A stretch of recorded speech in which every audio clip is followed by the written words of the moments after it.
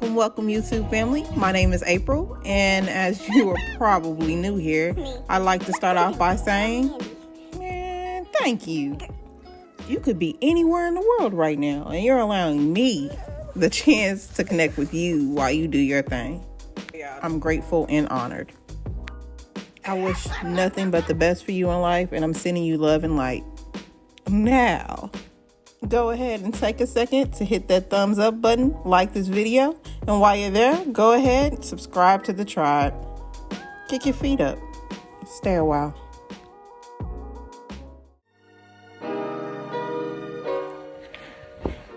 What's good, y'all? If you don't already know, hi, my name is April, and welcome to my channel. So before we get started, let me just take a second to ask. I'm doing something a little different, letting a little sunlight in today. Let me ask you, how you doing? How you feeling? How was your day? That's what's up. Let's get into why I'm here, taking up your time today. I just want to talk to you about something that people have been asking me about. I have so many answers, but I'm trying to put it all into one video, make it pretty quick so you ain't got to be like wondering what else. Took notes, and hopefully it'll help you. These are just some of the tips and tricks that I use to lose weight. One of the first things that I did to lose weight was counseling. I know y'all probably like, there she go. Here she go. No, seriously though.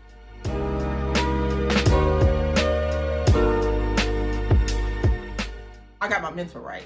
I realized that there was something wrong that was causing me to overeat and to continuously overeat, no matter what diet. Like, I've been on so many diets. Oh, child. Here are a few of the diets I've tried. I did them all of them. And they work. They always work for a little bit amount of time. And then I put the weight back on. What I realized was I wasn't nipping the actual problem in the bud as to why I was doing what I was doing. I was just trying to treat it as opposed to actually fix it. Does that make sense? Yeah. I didn't even went days without eating before. Girl, no, shit don't work. Consistency. With anything that you do, you have to remain consistent. I would say give it at least 3 weeks. 3 weeks is about the time when you know something's working or not. Whatever it is, stick with it. Don't, because it's easy for you to fluctuate in and out, and then you right back where you was.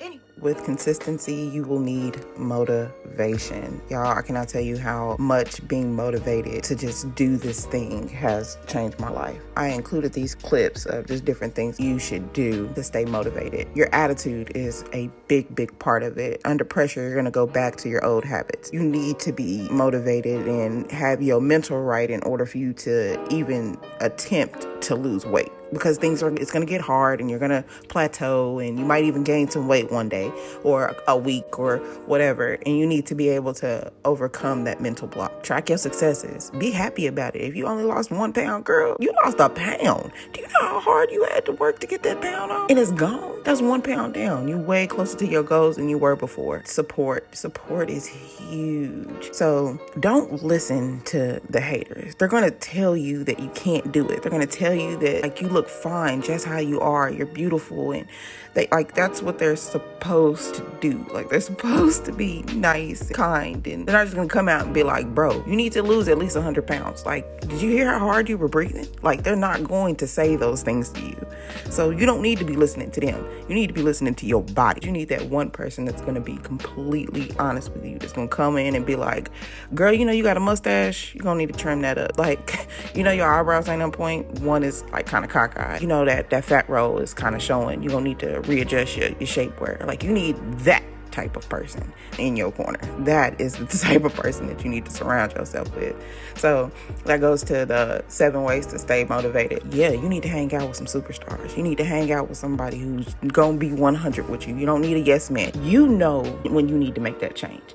and you know the things that you need to do in order to get it done. And sometimes when you have those people around you, they throw in little seeds of doubt. The seeds start to blossom, and next thing you know, you got weeds all in your, no, bro, we're not doing that. We trying to get better. And the way to get better is to not take advice from people who aren't serving your best interest, period. They're going to tell you to slow down. They're going to tell you can't do it. Those are dream stillers. Dream stillers are testers. They are here to test your willpower.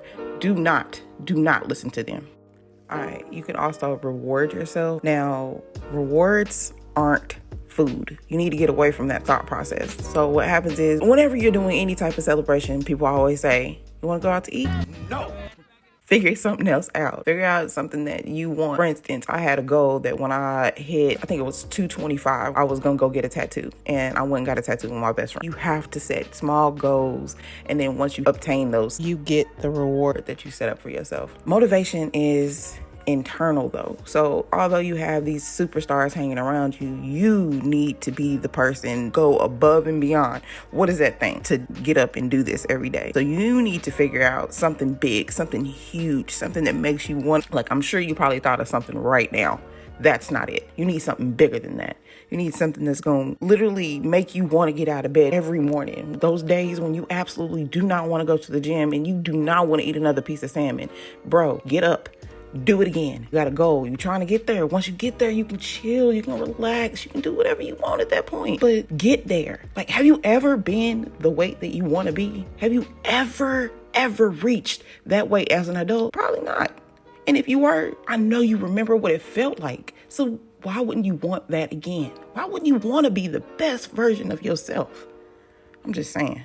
I do a lot of research. I do it with everything that I do though. Like, so if you come to me, they tell me they have a problem, I'm going to go look that up. Let me see what I need to do in order to help. But I also do that for myself. So it's actually empowered me to do so many things. Like I didn't realize that I even had hidradenitis suppurativa because when I asked my doctor, he blew me off. So for years, I was going around just feeling yucky and gross and just like, oh my God, what's wrong with me? Like, and I just thought I had to lose weight because that's what he told me to do. Just lose weight and you'll be good. That's not what this is. This is a skin condition, sir. It's a whole... Anyways, so what I'm saying is, how I ended up learning that is I Googled it myself. I started looking up stuff myself. I look up different ways or different things that I want to accomplish. And then I go on YouTube, bro. I go on YouTube and I find all of the things that I learned so much from YouTube. I learned so much from TikTok. I learned so much from Google because once you get pieces of information, it makes you kind of like, it's like a rabbit hole. Next thing you know, you've been there for days looking at the correct way to flex your bicep. I like to learn, and learning about these things helped me stay motivated, and it also helped me get better results because I knew what I was doing when I was in there. One of the things I hear people talk about on a regular basis is an accountability partner. The thing about accountability partners is it could also be a trap. You end up attaching your success or failure to someone else. They can definitely be a hindrance to your overall growth. Because what happens is you start to think of you guys as a unit as opposed to you being an individual person. Whenever the other portion of my unit is not at the gym, I'm probably not going to go to the gym. If they slipping, I'm probably going to slip too. Like, you need to be your own being, your own person. This is your journey. This is not anyone else's journey. This is your journey. So what I did with my accountability partner is I sent her pictures of the scale and pictures of my food and and I didn't do it all the time, but frequent enough for her to know, hey, yeah, you actually doing what you're supposed to be doing. When you have a gym partner, like I said, what happens is if they don't go to the gym, you're not going to the gym. If they falling off and they just eating whatever they want to eat and they doing all this crazy stuff, you gonna mess around and do all that crazy stuff. But again, this is not a y'all thing. This is a you thing. At the end of the day, ain't nobody gonna be in that casket but you. So I'm just being honest. In order to learn better what it was that I needed to do in the gym, I got a actual trainer, and I stuck with my trainer for a while. And honestly, had it not been for COVID, I probably would have still been going to her. It worked out for the best. Or the best parts about having a trainer is, especially if you work out in the morning, like, I'm paying for this. I'm about to get up and go to the gym because I'm not about to waste this money. Like, I'm going to go to the gym Like, I'm going to get all of my money's worth. You also have someone who is literally standing over you, watching your form. You have someone who is standing over you, telling you, you can go harder than that, go harder. With an accountability partner, you may or may not have that, honestly. So if you are being serious, I would probably do maybe a month with a trainer. That way they can teach you how to position your body to not be injured. And a lot of issues with the gym is people don't have the confidence when they go to get on those machines. But honestly though, there's little barcodes on there and you can literally look up how to work that machine. You just sit on the machine, plug in the name of the machine and pull it up on YouTube, and it'll literally show you what you need to do. There are ways to get around not having a physical trainer and still be able to hit and do all of the things you need to do. My trainer didn't show me every single piece of equipment in the gym. However, if I wanted to try a new piece of equipment, you could literally just take a picture of the equipment and take it home and research it at home and then come back the next day like you know what you're doing. I feel like accountability partners are traps. My personal opinion. You need to have your own motivation. It goes back to motivation. Like, you need to have your own motivation. You need to be motivated to do these things without having to be told to do so. One of the main things is realizing that there really is no easy way. Not if you're trying to keep it off. Like, you can always do one of these fad diets and just kind of lose it, get it off, and then bam, like I got a trip to go on. I got 15 days to get this weight off. I got to get it off. I'm gonna get it off. Then you do that diet, you succeed, and then while you're there, you put all that weight back on, and then when you get back, you put on at least 15 more. It's a never-ending cycle. What I did, just realizing that all that they say you gotta do, like the working out and eat properly, cutting all these things out your diet and all this or whatever, like, yeah, you gotta actually do it. There was no getting around it. I learned to listen to my body. So I've heard people say that before, and I never understood it until like I started really taking it seriously. And I'm like, there's something that I'm doing or something that I'm not doing in order to get these results. What is it? How can I change? What can I do? How can I move forward? That is one of the main things that I would say helped me the most. So I realized that I don't need to eat yeast. Like, it sucks so bad. Like, if you only knew the love I have for bread. Y'all, I love bread. I could literally eat bread every single day. I can't anymore. What I realized was it's not good for my body. So when you are in the process of losing weight, what you do is you eliminate all these things from your diet. What you're trying to do is trying to put yourself in a caloric deficit. Like, I'm taking in less food than I'm burning. So I'm moving a lot more and I'm burning these calories off. And this food that I'm taking in is just for substance. Eating just for substance. This is why you're in the process of losing the weight. Now, what this does is though, like there's a trick to it. If you do this long enough and you stay committed to it and you stay focused on what it is that you're trying to do, your body don't even want that stuff again. Alright, so again, I'm just telling you guys what worked for me. I eat a primarily plant-based diet. Actually, it's more like the paleo diet. Paleo food list is basically my life. Like, I don't really eat flank steak. I don't really eat tilapia either, but all lean meats, basically. Yes, this is my life. That's what I eat. I would add turkey on there. Every now and then I'll have turkey, but this is basically what I eat. I do what's called the 85-15 rule. Let me explain it to you. Don't lose me. So this is not a diet. Like, this is just how I live my life. I eat primarily for nutrients 85% of the time. And then 15% of the time, I eat whatever I want to eat. That's probably why it took me so long.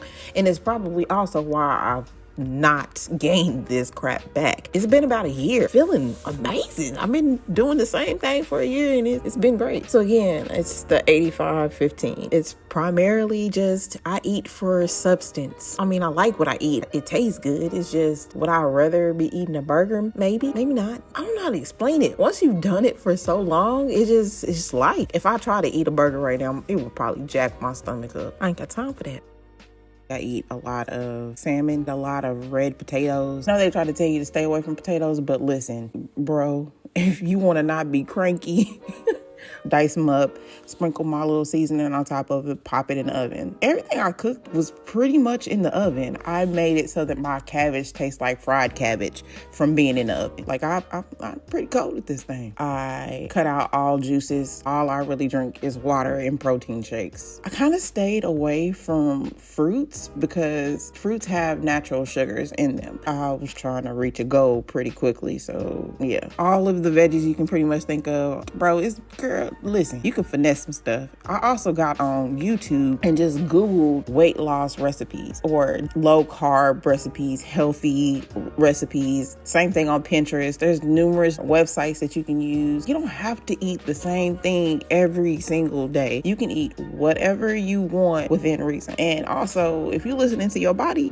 maybe I should only eat a steak once a month, or maybe I should only have a steak once every couple months. Bro, you listen to your body. You'll know what you're supposed to do. I went to Texas, spent the day with my friend. And when I got there, I ate a barbecue sandwich from Buc-ee's. Now, I know y'all probably like, no, Buc-ee's. Oh, y'all, them barbecue sandwiches is so good. But anyway, then we went to eat like a seafood place because, seafood is life. And then the next day when I was on my way back home, I got another sandwich from Buc-ee's. Y'all, my stomach was jacked up for like a week. No lie. It was like a week. A full-blown week. My stomach was just, oh my God, it was awful. So this is what I mean by listen to your body. Now, I knew I wasn't supposed to eat that, and I ate two. Come on. Intermittent fasting. Y'all, this is life. So there are a bunch of types that you can do. There's the 16-8. There's a 10-14, which is not on here. The warrior diet, alternate day fasting, eat, stop, eat, meal skipping. And then there's also another one that isn't on here, and it's just OMAD, which is 1 meal a day. Yeah, so I actually do 16-8. Let me explain why. I've never really liked to eat in the mornings. So I read this article where it said breakfast is actually just breaking your fast. So it doesn't matter what time you eat during the day. It's just when you break your fast, you're supposed to break your fast with something nutritious. Yeah, I don't like eating in the mornings. I eat whenever I want to eat. So it just falls in this time frame. I want to go get my workout in, and I want my workout to be a fasted workout so that I'm burning more calories as I'm doing it. Normally don't get to the gym until about around 10, 11. It depends on if I'm doing a class or not. I'm not really eating until dang near 12 o'clock. So I might as well do it. It just lined up with my schedule. First meal around 12 o'clock. And then I try to make sure that all my food, whatever I'm going to eat that day, is done by 8. And then I fast. You don't want to eat when it's close to your bedtime because you're not allowing enough time for your food to actually digest and process. You put more strain on your body trying to keep up. Another thing that I used was my MyFitnessPal. This is when I first started. I plugged everything in my MyFitnessPal, every single thing, which is another reason why it was easier for me to stop eating out. It was hard to find a lot of that stuff on my MyFitnessPal, girl. It was hard. It was not where it was at. Sitting there for 30 minutes scrolling, trying to find I'm not trying to do all it. I would just make sure that I was able to control what I was able to put in my MyFitnessPal, which actually helped, like I said in the beginning, because after you do it for so long, you just get so used to it, you don't even need it no more. It's obviously a good tool, but it's not necessary. So again, 16-8 is you are fasting for 16 hours and you only have 8 hours of your day to eat. I hope this works for y'all like it worked for me because it was the best thing I've ever done. I wouldn't change it. I don't eat red meat. I rarely eat red meat. Hamburgers, I had a hamburger the other day. It was the first time in probably a year. I don't eat burgers. I love steak too. Woo. I had to listen to my body. And I know that, hey man, I'm probably not about to use the bathroom as often as I need to be using the bathroom if I'm eating steak. Listen to your body. If you are eating, okay, I also don't eat dairy. People won't tell you this, but a lot of Black people are lactose intolerant. They are. It's not you're not supposed, do some research behind it. It's Dr. Sebi, oh my God, Anyway. Muscle mind connection. Okay, so basically what muscle mind connection is squeezing and isolating the muscle as you are working it out. You are literally focusing on one muscle. It's really, really simple. I don't know how else to explain that any better than it's just mentally thinking about what you're doing as you're doing it. Focusing on your form, but just legit mentally thinking about what you're doing as you're doing it. Squeezing and thinking about what you're doing. Squeezing, thinking about what you're doing. You're just targeting one particular muscle group. Okay, so I had to stop eating out, y'all. Like, it was bad for a while. You have no idea how much money we used to spend on food. Eating out, like I would eat out at work because where I worked before, it was just, it was food galore there. Oh my gosh, you have no idea. What I would do was I would eat out in the morning, and then I'd eat out for lunch, and then I'd eat out for dinner, but I'd buy everybody food. Sometimes they'd order in. Oh man, it was bad, y'all. It was so bad. So I had to stop eating out. Like, I know I was pissing people off, but I did not care. I didn't participate in food days, kids, fundraisers. I didn't participate in anything. I had to stop it all. And I know I pissed people off, but I had to do what was best for me. Not only did it save me, I don't know how much money, you can also control what is going into my body, which is a major part of not eating out anymore. That was one of the main reasons why I stopped, is because I don't know what y'all putting in this. A major one for me was documenting my journey. Documenting can come in many, many forms. My only suggestion with documenting is that you take full body pictures. I can take a headshot from an angle and look slim in a mug, but them full bodies, boy, them joints, they be revealing. Them is the ones that you need to keep you honest. Also, like, you're not gonna see the weight coming off. You're gonna be looking at yourself in the mirror every day. You're not gonna be able to see it. But like, even if you aren't losing weight, you can still lose fat. Like, you can gain muscle mass and then transforms your body like crazy. So by taking pictures and documenting what you're doing, you're able to see what is actually being done to your body. Yo, so I drink these every single day. Every single day I drink one of these. Like, they didn't actually went up in price. I'm kind of mad about it, if you want to be honest, but I drink one of these after every single workout. It helps your body tremendously. You want to do it 30 minutes or so after your workout. When you are working out, you are literally tearing your muscle in order to rebuild it up stronger than it was. So it will go in and heal those micro tears, which causes you to be less sore and fatigued, increases your overall strength and stamina. So protein is very, very, very important. It also, like, man, if you're trying to get your body like boom, bam, bip, like, it just builds your muscles so much more. I really, really, really, really am disappointed in myself that I didn't do more weight training and I didn't do more protein. Like, protein, y'all.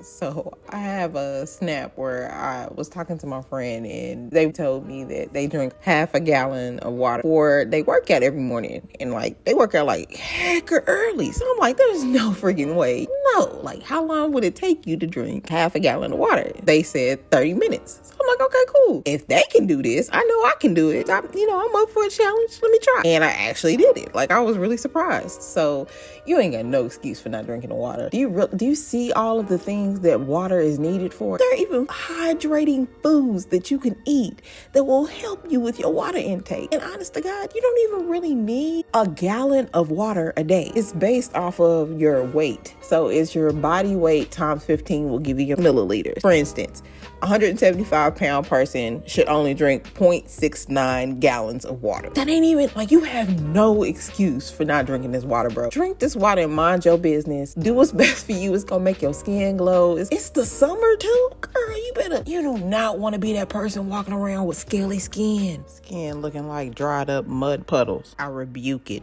You do not want to be her. Sis, be better than this. I believe in you. So this is one of the tricks that I learned from this weight loss clinic. When I tell you I done tried everything, y'all. Like, I done took shots in my belly. Like, y'all have no idea the things that I have done to try to lose weight. This is literally the only thing that has continuously worked. One of the best tips I was given was whenever you eat something sweet, eat a nut afterward. It stops your insulin from spiking, which is what causes you to gain weight from specifically sugary items. Dark chocolate kisses, I know this is gonna sound so pervy, but like, just suck them. The thing with dark chocolate isn't a chocolate that you bite into. Like, you can bite into a Hershey's Kiss, but you kind of want to savor dark chocolate. It's like, that's the trick with dark chocolate. You want to suck, never chew. And then afterwards, you want to eat. No lie, I know this sounds so bad, but I'm so serious. Dark chocolate with a nut after will cause you to not gain weight based on the sugary item that you just ate. Here are also a couple different things so stop your insulin from spiking. This is actually really good for people that are diabetics as well. These are some things that could help with your insulin. All right, y'all. This is obviously a thing. You want to stay active. Even if you aren't necessarily going to the gym, some people can't afford the gym. Just being 100. There are different things that you can do around your house. There are YouTube videos to where you need absolutely nothing but your body, and they will have you sweating. I mean, drenched. There have been, especially during the winter, there were days where I just didn't feel like I was gonna make it to the gym, or the gym would be closed because I worked out at night. So on those days, I would pull up a YouTube video and just do that. Girl, if you are dedicated enough and you feel like this is just enough, you know when it's enough. When you hit your rock bottom, when you hit that last thing, that last straw where it was like, oh no, that was it. I can't. Not no more. I'm not about to do this no more. You know when you hit that point. And when you hit that point, it's a wrap. Like, I'm supposed to do whatever I need to do to make this happen. What I mean by staying active is don't be calling your kids in the room to get your remote control. Like, get up and go get your own remote control. You can start with little stuff like that. That bottle of water, I know you're thirsty. Get off the couch, go in there and walk, get your own bottle of water, walk back, sit down, drink your water, get up. Go throw it in the recycle bin, because we recycle around these parts. Then go sit back down. That is what I mean by staying active. Stop depending on other people to do stuff for you. And like, I'm just telling you the things that I did. And stuff as little as, can you turn that light off? Or can you close that door? Like, I'll get up and close my own door. I'll get up and go turn off my own light. I don't ask people to do things for me anymore, because these are things that I should be doing for myself. I was really, really, really hard on myself, but to me, it wasn't any less than I would expect of others. I am capable of doing all of these things, and I'm going to do it. This is what I need to do in order to get better. Small steps like that made it easier for me to get where I need to go. It's not the big stuff, it's the small stuff. I didn't really talk about this a lot, but what I did was I mainly did the row machine. There were times where I did other stuff. A majority of the time, what I did was the row. The row machine was my saving grace, because I had shin splints. Honestly, I was 300 freaking pounds. So like, I wasn't able to run, and my legs would get tired easy. But my legs were always my strongest. Like, I've always had strong legs. So I got on that row machine, and it works out your body, like your entire body be sore. And I only did like 2 minutes to begin with. And then I got to the point where I was doing an hour just going. Like, I'm telling you, the row was less stressful on my body than anything else. I burned more calories. My lung span increased so freaking much. It was like one of the biggest accomplishments was being able to walk upstairs without breathing hard, and just normal activities that people take for granted. But like, you walk in the door, you can't even talk to people because you breathing hard. You can't even get to your desk. Like, you sitting here like, give me about 2 minutes before you come over and start talking to me so I can catch my breath. That is the kind of show. I couldn't do that no more. In them stairs, it wasn't even that many stairs, y'all. And I was winded. Again, just stay active. Performance is key. You know when you dialing it in. You know when you dialing it in. When you in the gym, you didn't want to get up that morning. You probably didn't take no pre-workout. You didn't get no coffee. You didn't get nothing. You fasted. You fasted cardio because you want to maximize your weight loss. You in here. Now you don't want to be. So you just throwing the weight up. Like, you're not even like challenging yourself. Every time Every single time. I had my cousin actually told me this. And when he said it, I was like, oh man, you so right. You should not be doing the same thing you did in the gym last week. Like, you should be going up in weight. You should be steadily progressing. You should not be staying stagnant. That is not how you grow. You grow by challenging yourself. You grow by doing more than you did before. That is how you get where you want to be. All right, y'all, and here we are at the end. Hope you guys learned something. I hope that you were able to take some of the things that I gave you today and apply them. If you rock it with me a long way, go ahead and like this video, subscribe to the tribe, follow me on all my social medias. I do not post the same thing on any of my social media platforms. Sometimes I will, but it is very, very rare. So if you aren't following me on all the different social medias, I promise you're not keeping up with what I got going on. I promise you're not. Again, thank you guys so much. I love you guys. Peace and love.